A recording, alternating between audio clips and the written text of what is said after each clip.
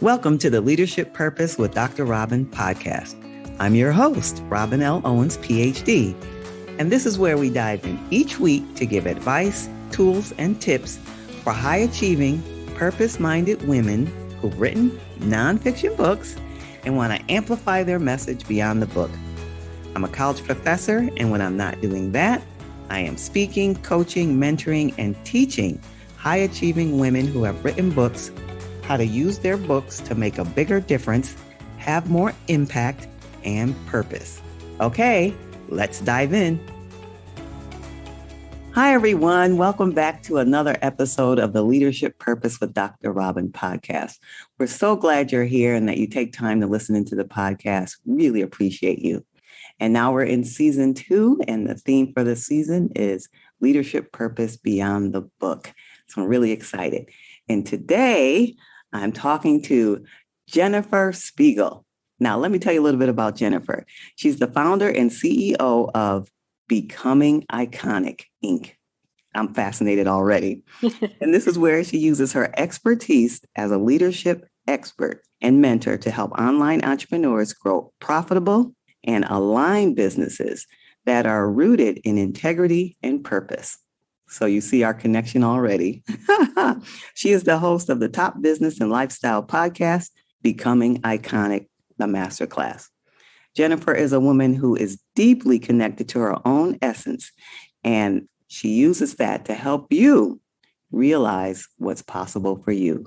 Welcome, Jennifer Szpiegel. Oh, hello, Dr. Robin. Thank you for having me.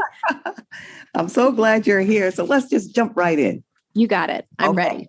All right. So, I just read a little bit of your formal introduction, but why don't you tell us in your own words about your work, what you're doing in your work? First, who you are, however you want to describe that, and what you do in your work. Yeah, thank you for that opportunity. Well, I've been coaching and mentoring for 16 years. So this has been a passion of mine for a very long time. And it's on this beautiful evolution currently. So I'm really excited to share this because it has evolved and expanded over the last little while, where I'm really starting to allow myself more play in the business, because I have definitely anchored into who I am as a mentor and what I can offer. But there's something really valuable and really exciting in entrepreneurship when you allow yourself to play and stretch your limits. And I am really an advocate for staying out of the box, because I believe most of us as women, no matter an author, an entrepreneur, a corporate career, mother, sister, daughter, we tend to fall back into those narratives that we have to choose, that somehow in our lives there's sacrifice to have. And I really want to dismantle that in my own life and be the evidence and example for other women that we can actually be all things. Our capacity and potential is infinite. And when we give ourselves that permission, it's really a beautiful thing to witness within ourselves, but also offer to our communities. I love that. I love that. And out of the box, say a little more about that. I'm fascinated by the idea. Yeah, it was interesting today, even with some of my clients, we were talking, someone I work with is still in corporate and is an entrepreneur, and was feeling a little shame around that. She's like, I feel like maybe people feel like I failed in entrepreneurship, and that's why I'm still working in my corporate career. And I don't know if I want my corporate employees and peers to know I have these other things I do on the side. And we had such a beautiful discussion around how we have been raised with this dialogue and narrative that we have to choose, that there's a side, and pick a side. And when you land there, you set up camp, and that's where you belong. And I really love sitting in those conversations and realizing that we are not our title, we are not our business, we are not these things that we do. It's who we're being every day. And so for me, what I feel deeply from a soul level is that we're meant to squeeze out every last drop of our potential experience opportunities here on earth. And if we narrow ourselves down because we feel like we have to choose, I just feel like we've missed a lot of opportunity to seize and to see what we're made of. Yes, yes. I hear that passion in your voice already about the work you're doing. Tell us something that lights you up the most. If you can pick one thing, maybe one or two, what lights you up the most about the work you do? I am slightly obsessed with watching a woman stand into her personal power. Oh, It is, to me, one of the most delightful, empowering, elated forms of a woman finding herself. I mean, if you think about how often we talk ourselves out of situations or out of stepping into writing a book or putting our voice out there or starting a business or a passion project like I'm doing currently, we can really easily talk ourselves out of those things. But when we look in the mirror and say, but what if it's that beautiful sentence stem? And I describe it actually this way, that I believe we use it often incorrectly. We say, what if it doesn't work? What if nobody buys the book? What if nobody likes the business I'm putting out there? What if nobody buys? What if I don't make any money? What if I put my family in jeopardy? What if I have no more time? What if I get burnout? And I literally look at it physically as shoving things in, because I do not believe those things are actually to be a part of us. So it's like we're putting these things in, these excuses, these fears. Where I like to use that sentence stem is what if, and I love pulling it out, like just like a magician would, like pulling it out of your mouth. What if it works? What if somebody buys? What if somebody reads my book and their life is changed? What if I do this and I actually find so much joy in my life? It's almost like a pinch me moment. What if I do this and my whole family is blessed with an extraordinary life because I took a risk on myself? And so when we flip it on its head and we play that game and we do it in that way, I just feel like we roll our shoulders back, our chin goes a little higher. We have this poise about us. I describe it as peaceful confidence. And to me, that's very alluring, a woman in peaceful confidence, because she doesn't need to be loud and boisterous about being in the room. She also isn't sitting at the back, making sure everybody else has space. She's sitting in her chair with her leg crossed and her arm back on her chair and greeting people with such a warm, compassionate smile. And she's confident in who she is and what she has to offer. And you know, those women that you're just around and there's an essence, you're drawn in, I don't even know who that is, but I can tell I want to be friends already. yes. That to me is my passion. That you can probably hear that. Like I could talk about this for a long time, because for far too long, we have held ourselves back. We have shoved things in that just don't belong to us. Instead, I'd love us to start pulling things out that are truths that we can actualize. Yes. Yes. I love that. Peaceful confidence. I love that. I love all that, what you're doing. And you talked about that favorite moment, the moment that lights you up. Do you have an example to help us, for those who are listening, to maybe get a visual of a before and after in a situation like that? I do.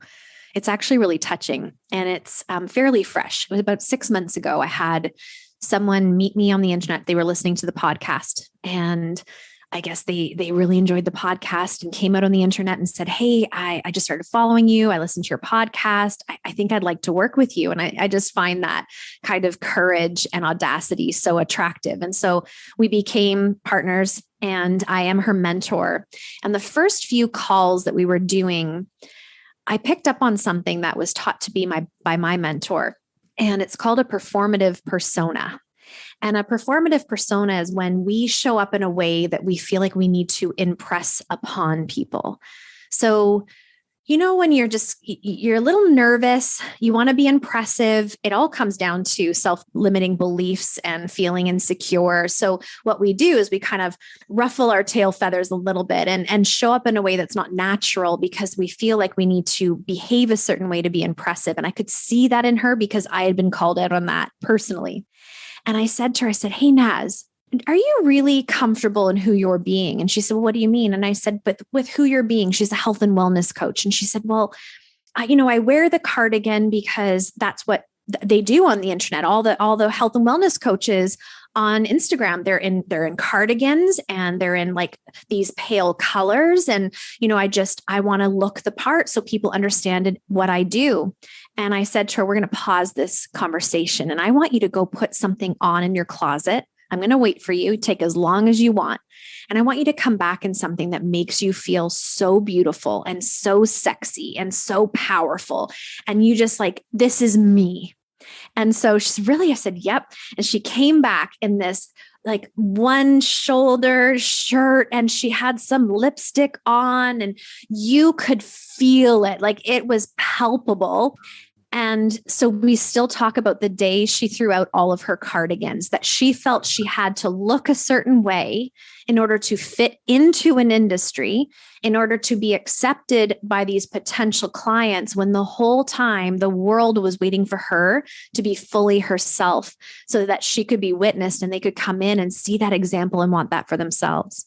That's amazing. That's amazing. And I imagine so many who are listening now could relate to that in some way, doing what is expected in one way or another in one area of life or work. Yeah, that's amazing that you helped her do that. So tell us, and we can hear, but tell us how you as a person, how you are reflected in the work you do. That's a great question, Dr. Robin. I like that. Thank you for that. I love thoughtful questions. Well, I'm going to say this in humility, if I may. And I'm also going to stand in my personal power and be an example of it and own it and say that compassion and witnessing people is a God-given gift. I just was born with eyes that find the gold in people, who wants to see the gold in people. I don't look for the dirt. And that has really penetrated my business and my community, where we see people and hold space for people like I've never witnessed before. Yeah. When I host a mastermind, it's so safe and it's full of healed sisterhood, where we can just let down the layers and the guard down off of our backs and take a breath and be in community and be with each other and see each other. And to have that permission is such a big deal for me, because again, it goes back to a bit performative persona and living up to expectations and being told this is how you're supposed to behave or how you're supposed to do things. And we did that really, really well. But I know what we can do better. And what we can do better is be fully ourselves, come alive in that. And so I have watched some of the people I work with. It's just beautiful to anchor into deep compassion. I mean, to me, that's the ultimate in leadership, is a compassionate leader. Some people think, well, compassion, that can maybe be a weakness. You know, you're supposed to be strong and stable. And I think, compassion to me is the ultimate of strength, because you can open your heart up to people and you can allow them to see you at the same time as you seeing them. And that to me is the way we're supposed to greet each other and be in relationship with each other. So it's been really beautiful to watch people stop the masculine of producing and treating people like a number, and instead go, this is a heartbeat that has come in and is trusting me. Even when someone follows me on Instagram, it is such a joy and a gift. I think they chose that, and what an honor and a privilege. And I don't look at followers, I don't even like that word, but I don't look at followers as numbers. To me, that is the most precious gift for someone to say, I saw something here and I want to hang out. And I think, come on in and let's be friends and be in relationship with each other. Yes, that's a beautiful, beautiful perspective to have. And we can tell by listening already that you have a wealth of experience and expertise. So given all that, all your life work and all the women and clients you've met and interacted with, what's some word of advice that you would give to a woman who is a high-achieving woman, purpose-minded, maybe a speaker, coach, consultant who has written a book, and just going through all the things that you go through when you do all that I just described? What's something from any area of your work or life, some piece of advice you want to share with that person? What comes and drops in right away is to take a breath, not a break. And why I say that is because I think sometimes we fear the success. We fear the quote unquote busyness of the success, launching a book, and I have a career and I have a family and I'm consulting and somebody's asking me to speak. And we almost create burnout just in our minds of thinking about the things, when I know for sure, because I've been doing this for a long time, this too shall pass. If only we had that type of momentum nonstop forever, but that's not the reality of the world, of life, of business. So when I'm in these peaks of momentum, I often remind myself, yes, rest is important. I need to replenish. I need to make sure my cup is full. As a matter of fact, I teach it to be an overflow, because even if your cup is full, it means you're depleting it all the time and have to stop and take a break and fill it back up and then go again. And it's this loop of stop, start, stop, start. So everything in your life becomes that same energy exchange of stop, start, stop, start. So instead, it's like, take a pause, take a breath, but don't take your foot off the gas. Don't take a break. Enjoy it. Enjoy people wanting to hear from you. Enjoy the abundance. Enjoy the people who are asking you to, speak on their podcast or speak to their community. This is such important work. And I think it's what we signed up for. And then when we get this success, the very success we once envisioned, we fear it. And to hold success is, to me, the ultimate in leadership. And we're not taught that enough. We're taught to go get it, but we're not taught what to do when we get it, how to hold it, how to be responsible in the wealth, the influx of money that comes in, the influx of attention, the energy that's being drained. How do I replenish, prepare for those things? But as you're in it, don't fret. Enjoy it, savor it, because one day you'll look back and think, oh man, I wish things were like that now, or if only I had that time back. It's what hindsight is. So I would really prompt someone to enjoy it versus resist it. Yeah. I almost want to pause now and just have a moment to illustrate this idea of pausing. Mm-hmm. Yes. So here's a little 2-second pause for everybody to take that in. Take a breath. Think about taking a breath. Take a breath. Okay. All right. So I know I could talk with you all day and all night, but just a few more questions. All right. Sure. So, the podcast is Leadership Purpose. Is the idea of having a sense of purpose important in work, in your opinion? Is it important or not? Why or why not? So I have a unique stance on this. I actually believe that our work is an extension of purpose. So to me, I honestly believe this, and one may argue with me, and that's okay. I'd love a good conversation, but I honestly believe we all have a shared purpose. It's to come home to ourselves on a deep level, to realize it makes me cry, but realize our fullest potential, to look in the mirror with so much love and adoration, to celebrate ourselves and be in relationship, look somebody in the eyes and let them be a part of our world. Like this to me is our God-given purpose here on earth. And we all share that. How that manifests in our lives is through business, because it sparks that purpose. It sparks the passion. Do I believe your business is your purpose? I hope not. I hope it's a part of it, but I hope it's not the full picture, because our identity gets stuck in that. And we white knuckle everything. We white knuckle the results. We white knuckle that, oh my goodness, what if this goes away? There's so much attachment to something outside of ourselves, which we have no control over. We have no control over the economy, politics, world issues, what's going to happen with our health. I mean, there's certain things we can do to support ourselves, but a lot of that is out of our control. What can we control? Our relationship with ourselves, knowing ourselves, and then having the audacity to show up into the world and let this ripple out through a business, a book, a relationship, however that comes through. Yes. And I can relate to what you're saying very easily. I can relate to all that you're saying. All right. So, I mean, like I said, we can talk all day and all night if it were up to me, but I'm sure you and others have other things to do. So let me just ask one more question. Is there anything that I didn't ask you that you'd like to talk about right now?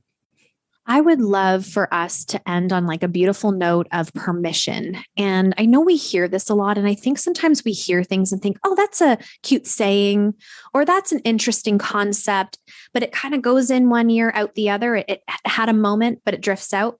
And to me, the permission is to really see what you're made of, to really go all in. Doing a book For sure, that was a step of courage. For sure, that was a leap. I can only imagine. I work with people who author books. I have yet to do that myself. It is there as a dream, a part of it. But I can only imagine what kind of courage and time and consideration goes into something like that. But what would happen if you just give yourself a little bit more edge, a little bit more permission to try, a little bit more effort, a little bit more of the vision? And in that permission, what could be possible? I think so many of us are walking around as a diluted version. We're doing just enough to taste success, but we still have one foot in the door of comfort. It's like, I got it, but I don't want too much of it because I don't know if I can handle it. And it's this dance of in and out and in and out. And I often think, what if we just stopped thinking so much about it and went and shut the door behind us and opened a new door of, let's see what I'm made of. Let's see what capacity I hold. Let's see what potential I have. And I got to tell this one story and I'll summarize it. I have a client who was in a terrible, terrible car accident. And she climbed a mountain completely broken. Her whole body was broken. And she climbed and scaled a side of a mountain to get to the road to get help. And not only is her story phenomenal and she'll be on my podcast, but what that taught me through her story is our potential and capacity. Oh. Most of us with a non-broken body would be climbing the side of that mountain, huffing and puffing and complaining. And I got a scratch on my knee. And when are we going to get to the top? Here's someone who was completely broken, but found the strength within to scale it. So I think to myself, what is possible for us? And why do we play so safe all the time? What if we scaled a mountain without the roadmap, without all the answers, and just allowed ourselves to see what's possible? Yes. You're speaking to me right now. Oh, that was for you then. I guess that's why that came through. I've never told that story. So here we are. Definitely speaking to me. And I'm sure you're speaking to others who may want to know how they can be in touch with you and hear more about the work you're doing. So if that's the case, how can they be in touch with you? Well, I appreciate that opportunity. Thank you. You can find me at Becoming Iconic everywhere. BecomingIconic.co is the website, and it's a fun place to hang out. It's a fun website. And you can come to Instagram, Becoming Iconic. And of course, that podcast is there. And you're a podcaster. It is, to me, such a beautiful gift that we're able to give people. It's completely free. All it takes is an intention to plug it in and listen and hear words of wisdom from great interviews or solo podcasts. So that is very much my soul project, because I just love to be able to give that generously and for people to be able to receive. So that's a really great place to get to know me on a deeper level. Yeah, it sounds awesome. Becoming Iconic. And I'll be sure to put that in the show notes. Thank you. Jennifer, I'm so glad you're here. I appreciate you. And it's just an honor and a privilege to have this conversation. Thank you. Okay, everyone, if you want to know more about me, you can reach me on my website, robinlowens.com, robinlowens.com. And if you are an author, I have a fabulous free training on how you can turn your book into a masterful course. So you can get it at my website, createmasterfulcourses.com. createmasterfulcourses.com, and you'll get my 4-part video training for free. And I look forward to seeing you there. Meanwhile, this is Dr. Robin. Talk to you next time. Thank you for tuning in to this episode of the Leadership Purpose with Dr. Robin podcast. If you enjoyed it, head on over and rate and subscribe so you never miss an episode. New episodes drop every week, and I can't wait to hang out with you again soon. Meanwhile, this is Dr. Robin signing off. See you next time.